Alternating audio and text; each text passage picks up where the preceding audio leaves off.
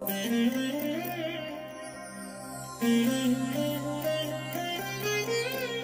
దినం పరము నుండి దిగివచ్చు మాట. ఇది నీ జీవితానికి వెలుగుల బాట. నీ ఒడిలో ఉంచబడిన దీవెనల మూట, అద్భుతాల ఆనంద ఊట. ఆగస్టు 19 సంవత్సరమంతా మీరు బైబిల్ చదివి ముగించడానికి ఈరోజు మీరు చదవలసిన లేఖన భాగం ఉదయం 103, 104 కీర్తనలు, సాయంత్రం 1 కొరింథీ పత్రిక 2వ అధ్యాయం. ప్రభునందు నా ప్రియమైన దేవుని బిడ్డలారా, ఈ ఉదయకాల సమయంలో మీ అందరికీ నా ప్రత్యేకమైన వందనాలు. ప్రియా దేవుని బిడ్డలారా, ఎలా ఉన్నారు? బాగున్నారు కదూ? దేవుడు మీకు మంచి ఆరోగ్యమును, ఆయుష్ను, అద్భుతమైన కృపను దయచేయునుగాక. ఆయన మంచివాడు, మేలు చేయి దేవుడు.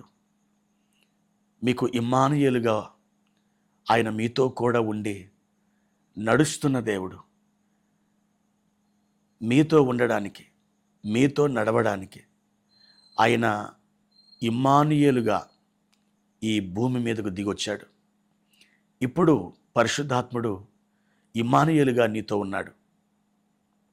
ప్రియా దేవుని బిడ్డ, ఈ ఉదయకాల సమయంలో దేవుని యొక్క వాక్యాన్ని మనం చదువుకుందాం. 42వ కీర్తన 5వ వచనం. నా ప్రాణమా, నీవు ఎలా కృంగి ఉన్నావు? నాలో నీవేళ తొందరపడుచున్నావు?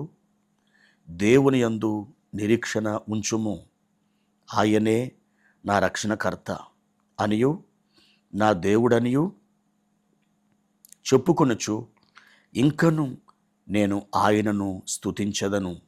కోరహు కుమారులు రచించినటువంటి ఈ కీర్తన చాలా అద్భుతమైనది, శ్రేష్టమైనది. ఈ 42వ కీర్తనలో 5వ వచనం చాలా ఆసక్తికరమైనది. మనకు ధైర్యాన్ని, మనకొక భరోసాను, నిబ్బరాన్ని ఇచ్చేటువంటి వచనముగా 5వ వచనం ఉంది. ఈ 42వ కీర్తన 5వ వచనం మరియు 11వ వచనం ఒకే భావమును కలిగి ఉన్నాయి. ప్రియా దేవుని బిడ్డలారా, ఈ 2 వచనాలలో ఒక అద్భుతమైన మాట మనకు కనిపిస్తుంది. దేవుని యందు నిరీక్షణ ఉంచుము. ఎంత చక్కని మాట.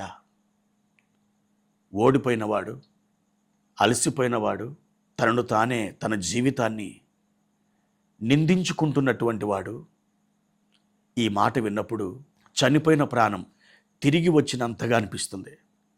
దేవుని యందు నిరీక్షణ ఉంచుము. ప్రియ దేవుని బిడ్డ, మీ జీవితానికి ఒక్క మాట చాలు.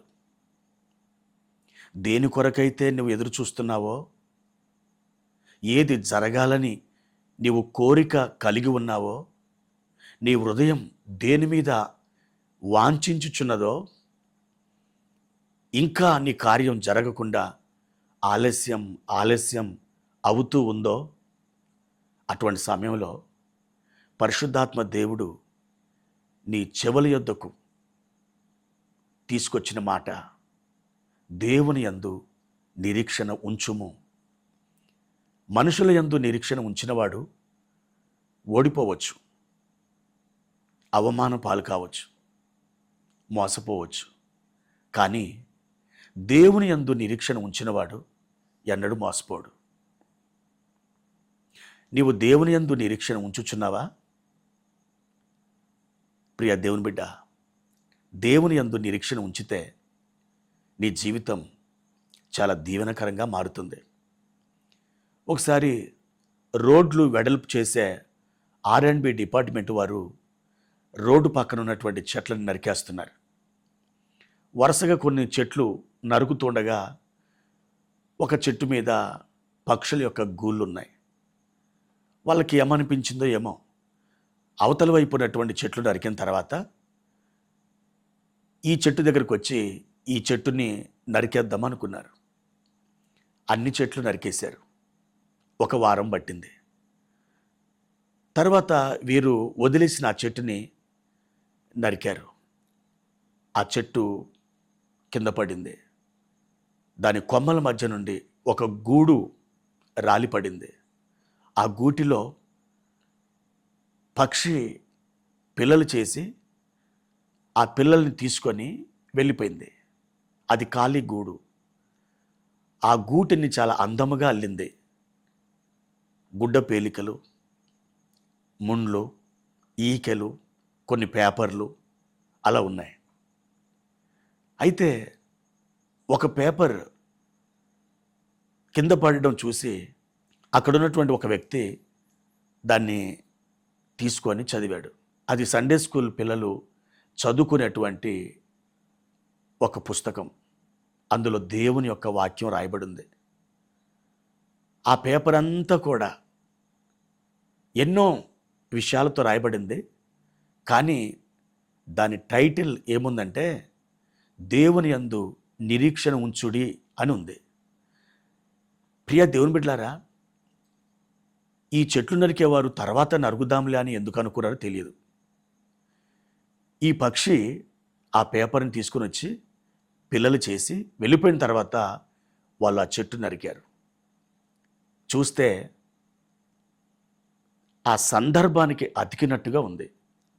నిజంగా ఆ పక్షి పిల్లలు దేవుని యందు నిరీక్షణ ఉంచినాయి అన్నట్టుగా ఉంది. అలా నిరీక్షణ ఉంచినాయి కనుకనే అవి కాపాడబడ్డాయి. ప్రియ దేవుని బిడ్డ, మన జీవితంలో దేవుని యందు నిరీక్షణ ఉంచినప్పుడు తప్పకుండా దేవుడు నీకు కావలసింది దయచేస్తాడు. నిన్ను ఆయన దాటి వెళ్ళాడు. బహుమానాల మూట ఆయన పట్టుకొని వస్తాడు. నీ హృదయాన్ని ఆనందింపజేస్తాడు. ఒక్కటే, దేవుని యందు నిరీక్షణ ఉంచండి. ఇది మీకు చాలు. దేవుడు మిమ్మల్ని ఆశీర్వదించునుగాక. ప్రార్థన. ప్రియమైన తండ్రి, మీ ఘనమైన నామానికి స్తోత్రాలు. మీ యందు మేము నిరీక్షణ ఉంచినప్పుడు మా నిరీక్షణ ఎన్నడూ సిగ్గుపరచబడదు. మా నిరీక్షణ సఫలము చేస్తావు కనుక అయ్యా, ఈ ఉదయం మిమ్మల్ని స్తుతించి ఘనపరుస్తున్నాం. మా ప్రియులు మీ తట్టు వారు కన్నులెత్తి నిరీక్షణ ఉంచి మా దేవా మిమ్మలను విశ్వసిస్తుండగా వారిని కనికరించి మహిమ పొందుమని యేసు పేరిట ఈ ప్రార్థన అడుగుచున్నాను తండ్రి. ఆమేన్.